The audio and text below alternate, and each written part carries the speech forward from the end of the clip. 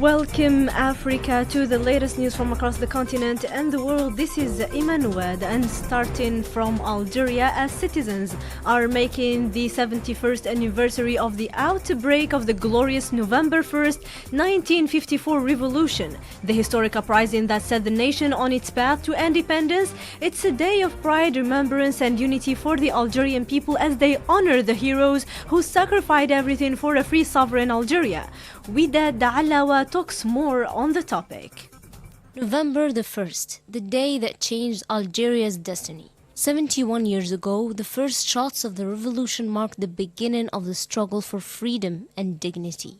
Today, that spirit still unites the nation. In Algiers, President Abdelmajid Tebboune led the solemn ceremony at the National Army Club, honoring the heroes who fought for independence. But beyond commemoration, November the 1st stands as a symbol of Algeria's border role in liberation movements across Africa. Noureddin Joudi, a veteran of the Nation Liberation Army, recalls. The Algerian Revolution was based on principles. We had started already as early as 1958, 4 years before our independence. We have started training people, for instance, from Angola, from Guinea-Bissau, and recognition was done by the leader of PAIGC, who called Algiers. He said the Christians go to Rome, the Muslims go to Mecca, and the liberation movements go to Algiers, the capital of liberation movement. So we had started. Now, Boumediene personally had a vision. He used to tell us, in the army, Liberation Army, he used to tell us that our independence is only the first step. We cannot be independent as long as the rest of Africa is still under colonial rule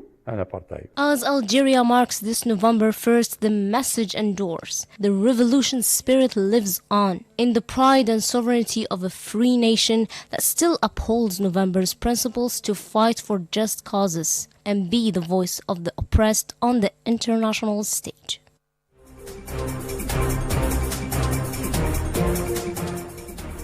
President of the Sahrawi Arab Democratic Republic and leader of the Polisario Front, Brahim Ghali, reaffirmed his group's refusal to join any negotiations that do not guarantee the Sahrawi people's right to self-determination. He welcomes the recent UN Security Council resolution, reiterating support for a just and lasting solution to the conflict.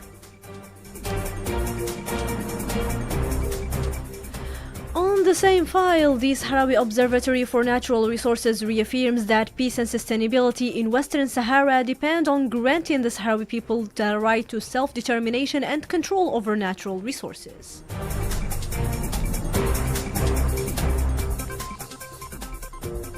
In Sudan, deadly drone strike attributed to the Rapid Support Forces have killed at least 12 people, including women and children, in 2 displacement centers in South Kordofan.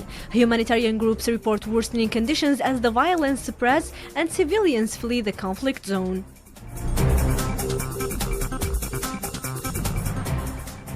On the same file, the UN warns that thousands of citizens remain in grave danger in Al Fasher as fighting intensifies. Meanwhile, about 750 children have fled the city without their families. In response, the United Kingdom has announced £5 billion in emergency aid for Sudan.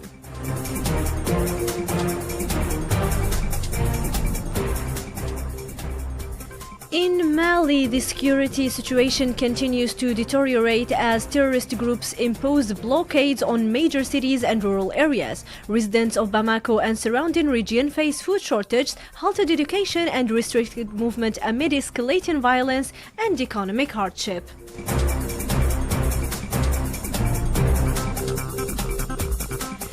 In Libya, the UN mission announces plans to launch a new round of political dialogue before the end of the month. The initiative aims to achieve consensus among Libyan parties on security, economy, governance, and national reconciliation, paving the way for future elections.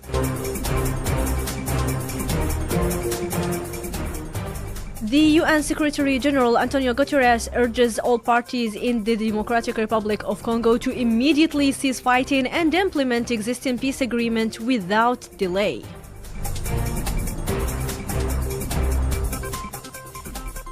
The United Nations Human Rights Office expresses alarm over the report they received, stating the killing of at least 10 people by security forces during post-election protests in Tanzania.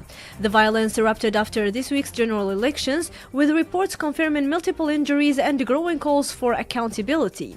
While the opposition party claims that around 700 people have been killed since the start of the protests following the election.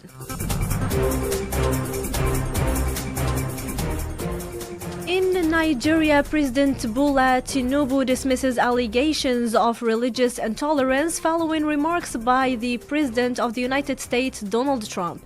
Tinubu stresses that his administration maintains balanced engagement with both Christians and Muslim leaders while addressing nationwide security challenges. Professor Al-Kadir Abdelbaki Mohammed, director of Nigerian Center for Arabic Research, says more to Hakima bin Misbah. Pertaining to President Trump's claim of genocide against Christians in Nigeria, I think this claim is not true. Totally, it's unacceptable because as Muslims and Christians live peacefully together in Nigeria, the threat of invasion, however, is inconsistent with diplomatic norms and international relations. But we don't know. Maybe they are behind these claims, political and economic reasons. We don't know.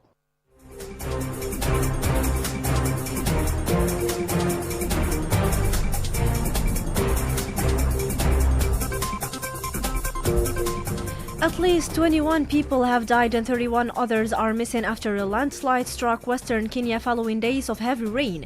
The Interior Minister said rescue operations are continuing in the affected areas.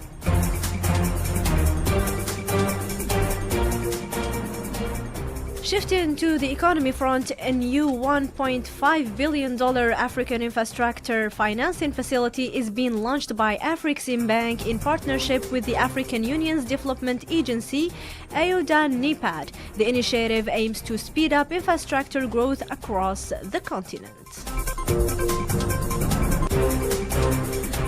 And that sums up today's Harvest. Thank you to paying attention to the fullest. Don't go too far and keep enjoying today's programs with Ifriqiya.